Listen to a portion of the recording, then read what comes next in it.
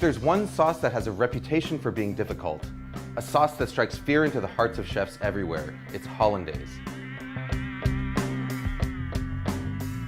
Now Hollandaise, just like mayonnaise, is a fat and water emulsion.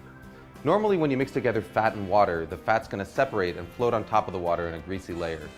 But the key to a successful emulsion is to break that fat up into droplets so tiny that they stay evenly dispersed, causing the liquid to thicken and turn opaque. Traditionally, the way that you do this is by whisking together egg yolks and lemon juice in a double boiler until they're hot and frothy, and then slowly whisking in butter in a thin and steady stream.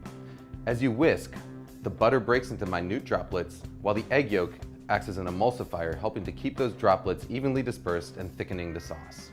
What you get is a creamy, smooth sauce with a rich texture and mild flavor that's perfect for vegetables, fish, and eggs. But there's a lot of ways it can go wrong. If you don't whisk fast enough, or if you add your butter too fast, the sauce will end up greasy and broken.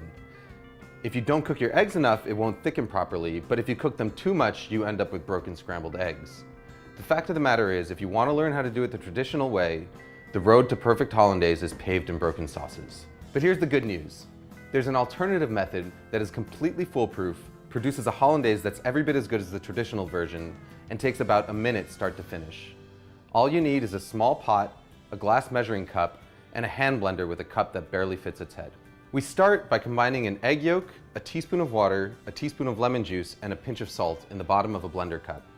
Next, we melt a stick of butter on the stovetop until it's completely hot and bubbling. It should register about 220 degrees Fahrenheit with an instant read thermometer. Pour that butter into a glass measuring cup. Now all we've got to do is stick the hand blender into the cup, start it running, and then slowly drizzle in our butter. As the hot butter hits the eggs, they start to cook. By the time you've added all of your butter, about 30 seconds later, the eggs are fully cooked and you've got a smooth, creamy, hot Hollandaise sauce that is completely indistinguishable from one made using the traditional whisking method. Hollandaise is at its best right when you make it, but if you want to store it, your best bet is to keep it in a small, lidded pot in a warm spot somewhere near your stove. Just make sure that you use it within a couple of hours. Food Lab signing out.